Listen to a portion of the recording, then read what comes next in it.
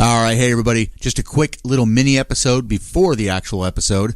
One of these glasses has Weller Special Reserve at 90 proof. The other one has a local distillery, Sandstone Distillery, and they are 97 proof. Both are straight bourbon, I believe. And Weller is supposed to be, basically, it's pretty much Pappy, the most sought-after, in-demand bourbon, whiskey in America. The other one's just a small-time little local distillery. I'm going to do a blind taste test to see which is better. Let's see how this goes. Ludicrous speed.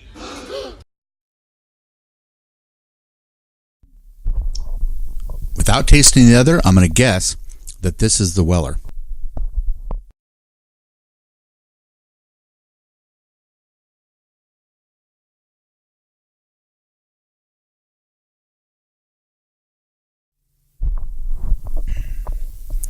Okay, so Weller being the creme de la creme of whiskey, pitted up against a small independent straight bourbon of Sandstone Distillery, and I'm having a hard time telling which is which says that a craft distiller who really cares about the quality of ingredients and really knows what they're doing and really puts a lot of passion and love into their product can go head-to-head in a blind taste test with anybody. But I'm going to guess that this is Sandstone Distillery. Okay, so I did guess incorrectly. This is the Weller. This is the Sandstone. And they are absolutely, in a blind taste test, 100% comparable. I challenge you to do your own taste test. Weller Special Reserve should be available in pretty much any city, USA. And Sandstone Distillery, you can go to their website. They deliver to most states in the United States. There's 7 of them that they can't deliver to. So check the show notes and see if they deliver to your state. And but Sandstone Distillery can go up against Weller Special Reserve, and you can't tell. I challenge you to tell the difference. Now on with the actual episode of Nerds Drink Whiskey.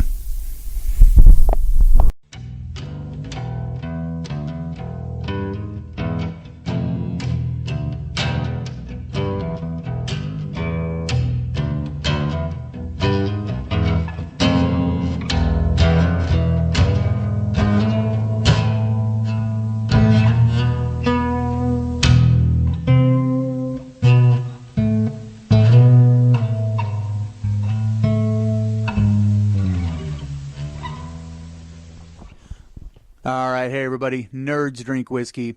So we're not going to be recording at Doggers anymore.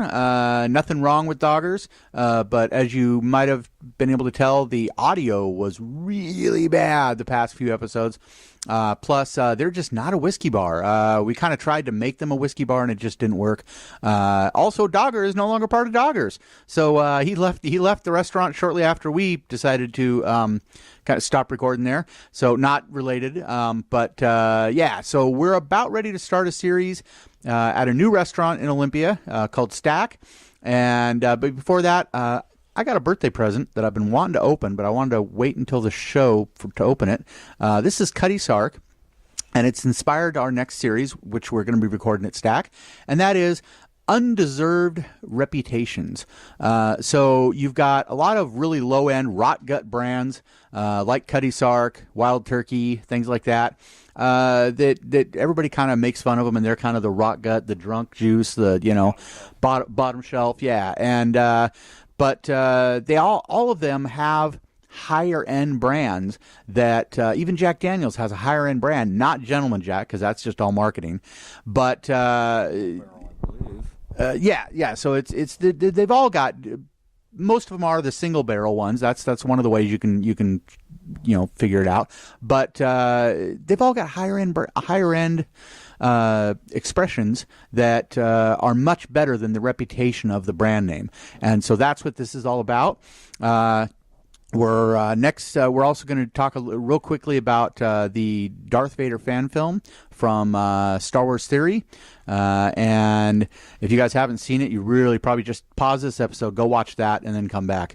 But anyways, yeah, we're going to real quickly go around the table and try Cutty Sark. But Jeremy here is going to help. He's going to play game show host when we get to Stack. And we're going to try and review whiskeys blind. So what happens when guys who have been doing a whiskey podcast for a year and a half, 2 years, something like that? A while, yeah. And we've all been, kind of learning more about whiskey off camera and trying, research, we call it, I think. Yeah. And it's, I think we're ready to try and do it blind and see if we can guess 3 things.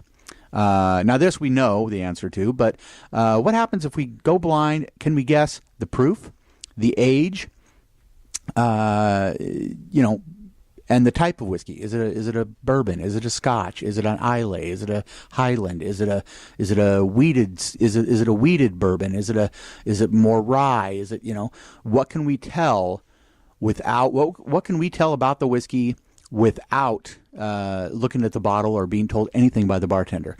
The bartender will tell Jeremy here. Jeremy will write it down on a pad, and he won't tell us until after we've said our piece. So that's what's coming up in the next few episodes. But right now, we're going to sample Cutty Sark Prohibition Edition. So this is another 100 proof. So yeah. So here we go, Jeff. Let's. And we're gonna try it. A small sip, and then we're going to try it and pair it with Bourbon Bears. So, because why not? Just to keep it interesting. Here we go. Cutty Sark. Take the mic when you talk. Yes, sir. First thing I noticed, just looking how it's sitting in the glass right now, it appears to be a little syrupy. That's what I've noticed so far. Mild smell.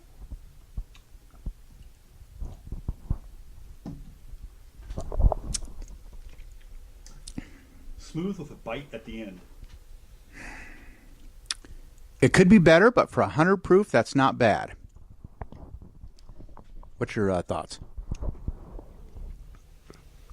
It's kind of light, which isn't necessarily bad, but it's not very. It's light on flavor, not just on feel. Mm-hmm. And then you get this kick at the end, which kind of washes away any of the flavor that you did have. So I would say if for the finish that it has, it needs a bolder taste to stand up to that bite at the end of it. Now, on camera, we don't use ice cubes because you commenters are really brutal about that. But off camera, when I go for my shot or two of whiskey at bedtime, I always throw an ice cube in it, and I think an ice cube would really kind of help this out. I think the initial taste was kind of flat. Didn't really offer much. The mouthfeel was good. And I actually expected the taste to be better because it is so syrupy, as Jeremy says. But the finish, I've definitely had better 100 proof, but I've definitely had worse. It was nothing spectacular for the, yeah. So I think this is better than probably regular Cutty Sark, but yeah, not horribly impressed, but it's not bad. It's very, very okay. How much will this run you? How much does a bottle of this run you? It was in a $35 to $40 range. Okay. 35 to 40. So a little pricey for what it offers, but not too bad. So, Gabe? You know what I'm actually really surprised about with this is the fact that, and I've had Cutty Sark Original plenty of times, and that's a fairly generic blended Scotch. Now with this was actually really surprisingly smooth for something along the Cutty Sark line, which is actually kind of bitter and kind of strong. But this was really easy going down. The bite was actually that finish is a little sharp, but it wasn't too bad at all. What I really enjoyed was the mouthfeel of it. It was a little full without it being ungodly at all. It was, nice and smooth as far as that goes. So I was pleasantly surprised by it. Now, I think as they describe on the bottle, the little cracked black pepper and all that, I think that's all in the finish there. That little bit of a bite at the bottom, at least I think. But for being 100 proof, this is very surprisingly easy to go down. It's not hard at all. It's a bit sweet, I think, which helps. I agree. Yeah, it's pretty sweet, which helps cut the proof. It makes it so that the doesn't kick you in the teeth quite as bad. Absolutely. To quote myself earlier from an earlier episode from last year, or whatever, my lips are on fire. Very smooth. Like he said over there, light on taste. The burn at the end, at the back of the throat, kind of works its way from the back of your throat all the way to the front. And as I noticed, as I took more sips, the smoother it became.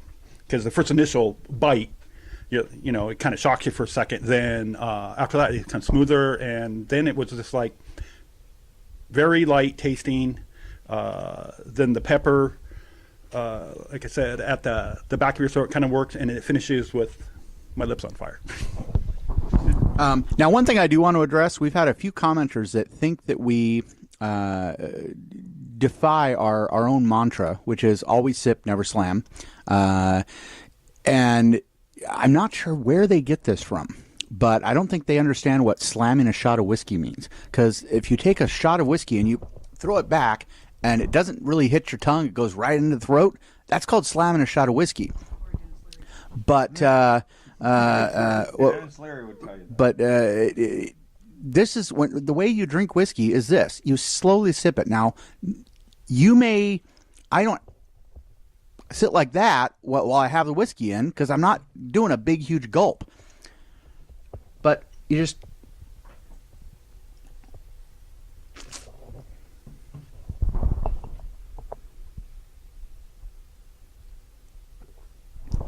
That's not slamming. I don't know where they get that slamming. That's not slamming a shot of whiskey. So, if there's whiskey, if there's whiskey left in your glass after it touches your lips, you haven't slammed it. And you're not swallowing like immediately after you have it in your mouth. You leave it in there for a second or two. You don't need to I don't know whether maybe they want us to leave it in our mouths for like 20 minutes or something. That just isn't going to happen. So you guys really need to know what the definition between the difference between a sip and a slam is. I don't know whether you just are really young, inexperienced with how to properly drink whiskey, what the deal is, but we do not slam our whiskey on this show. We never have. Yeah. But yeah. I did it on my very first episode that I ever appeared in. I apologized. But it's not... You also don't put the mic up close enough. You want me to make love to it? It's not wine. You don't taste wine or taste whiskey like you taste wine, where you put wine in your mouth and you swish it around a little bit and taste it. Whiskey, you let it roll down your tongue into the back of your throat, then you swallow, and you enjoy the flavors. That's my opinion on that. Yeah. So, but everybody has paired this with the Bourbon Bears. I got to say, I don't know whether it's the 100 proof of the Cutty Sark or what, but the gummy bears, the Bourbon Bears, I taste no bourbon at all in them. Yeah. I don't even smell it. Well, and I tasted a little something. If you hadn't told me it was bourbon, I would have had no idea that was what I was supposed to be tasting. Yeah. Although, to be fair, my mouth is fairly numb and overpowered from the whiskey. Sure. So it might entirely be that pairing bourbon gummy bears with actual whiskey is less ideal than pairing those with something else. Yeah. I could see... Those are pure sugar. Right, those are just Basically, yeah. sugar with a slight flavor. Maybe side of vanilla ice cream or something would be more correct. But I don't know. Gummy bears have never... Yeah, gummy bears have never been my thing, so... If you don't have the mic in front of your mouth, we may not be able to hear you. I've had the vodka, tequila, rum ones, and they all vary. Some are stronger than the other. It all depends how long they soak them or how much they put in. I already tried that. It's pretty overpowering. Let's see what happens.